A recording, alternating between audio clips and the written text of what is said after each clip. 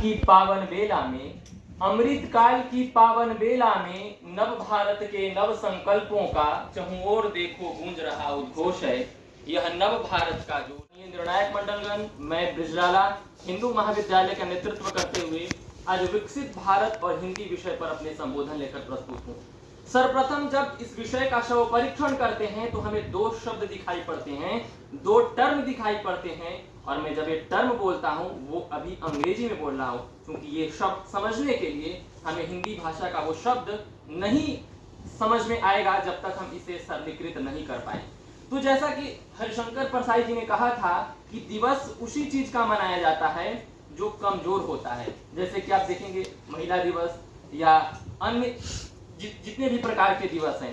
तो जब हम विकसित भारत का संकल्प करते हैं तो माननीय प्रधानमंत्री जी ने जब लाल किले के प्राचीर से जब विकसित भारत का संकल्प रखा था तो उन्होंने 5 प्राण तत्वों को रखा था, जिसमें पहला है कि विकसित भारत का संकल्प। विकसित भारत का संकल्प क्या है?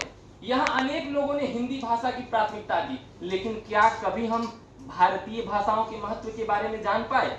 अक्सर हम उत्तर भारतीय लोग हिंदी भाषा को राष्ट्रभाषा के रूप में करने के लिए लालायित रहते हैं, लेकिन भाषा ये कहा जाता है कि भाषा जो है बहता हुआ नीर के समान है, और जब तक उसमें अन्य भाषाओं को सम्मान करते हुए उसमें शब्दों को न संजोएंगे तो निश्चित रूप से जब हम विकसित भारत का संकल्प रखते हैं तो यह केवल प्रभुत्व पर नहीं होगा, यह संप्रभुत्व पर है, और यही माननीय प्रधानमंत्री जी की विशेषता भी है। भारतीय संस्कृति में कहा गया है, संगशत्वम संवदध्वम संभो मनासी जानताम देवा भागम यथा पूर्वे संजानानाम उपासते। यानी हम सभी साथ चलें, साथ बोलें, और जब हम विकसित भारत का संकल्प करते हैं तो यह जीडीपी केवल जीडीपी ग्रोस डोमेस्टिक प्रोडक्ट नहीं, अपितु ज्ञान, धर्म और प्रण, इन 3 तत्वों पर आधारित जब हम विकसित भारत का संकल्प करेंगे तब हम औपनिवेशिक मानसिकता से मुक्त भी होंगे, और मुक्ति के बाद जब हम बीएनएस करते हैं, भारतीय न्याय संहिता करते हैं, तो हम दंड संहिता से मुक्त होते हैं,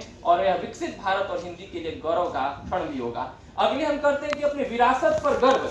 यूनान, मिस्र, रोम सब मिट गए जहां से, और कुछ बात है कि हस्ती मिटती नहीं हमारी।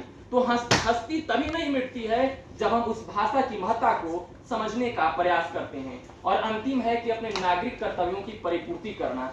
हम हिंदी पखवाड़ा मनाकर या हिंदी दिवस मनाकर हम हिंदी भाषा का उत्थान नहीं कर सकते हैं। जब हम विकसित भारत का संकल्प करते हैं तो आम जनजीवन में उन शब्दों का और भाषा की महत्ता का अगर स्वीकार करेंगे, अंगीकार करेंगे, तभी हम विकसित भारत के संकल्प को पूरा कर पाएंगे, जिसमें स्व के साथ साथ पर की भी महत्वाकांक्षा उल्लेखित हो। धन्यवाद।